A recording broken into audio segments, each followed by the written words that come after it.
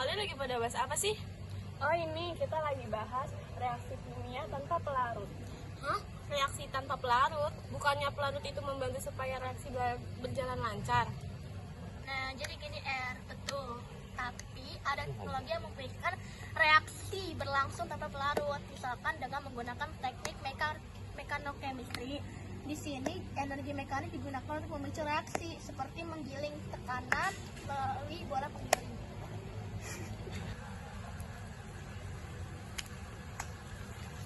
Allah Akbar. Dia pada ngebahas kimia hijau ya? Oh iya nih. Ada yang tahu nggak pelarut ionik itu apa? Saya. Pelarut ionik itu adalah cairan terdiri ion seperti garam cair.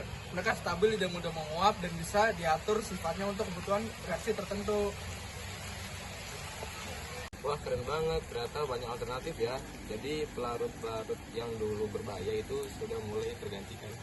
Iya, tapi masih banyak proses industri yang pakai pelarut tradisional.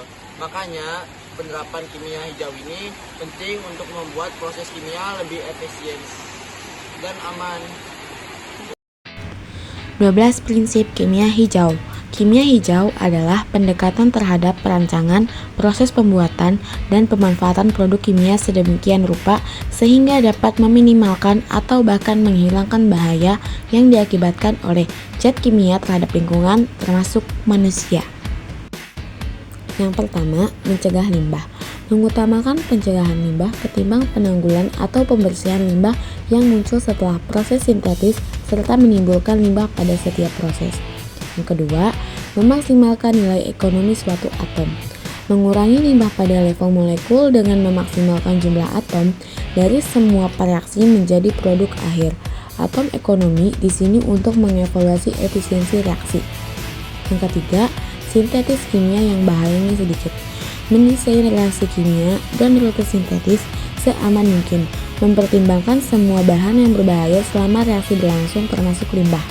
Yang keempat, mendesain proses yang melibatkan bahan kimia yang aman. Memprediksi dan mengevaluasi aspek meliputi sifat fisika, toksitas, dan lingkungan. Yang kelima, menggunakan pelarut dan kondisi reaksi yang lebih aman. Memilih pelarut yang paling aman dalam tiap proses serta meminimalkan jumlah pelarut agar tidak menghasilkan persentase limbah yang besar. Yang keenam, mendesain efisien energi. Memilih jalan reaksi kimia yang paling kecil energinya, menghindari pemanasan dan pendinginan juga tekanan dan kondisi vakum. 7. Menggunakan bahan baku terbarukan. Bahan baku terbarukan biasanya berasal dari produk pertanian atau hasil alam, sedangkan bahan baku tak terbarukan berasal dari bahan bakar fosil seperti minyak bumi, gas alam, batu bara, dan bahkan tambang lainnya. 8. Mengurangi bahan turunan kimia.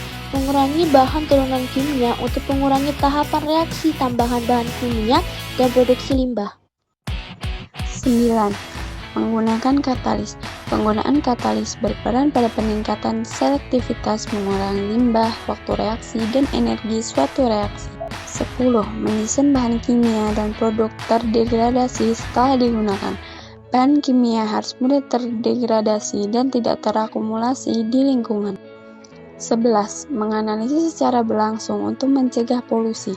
Metode analisis yang dilakukan secara real time untuk mencegah pembentukan bahan berbahaya bagi lingkungan. 12. Mencegah potensi kecelakaan. Memilih bahan kimia yang digunakan dalam reaksi kimia dan mengembangkan prosedur untuk menghindari kecelakaan.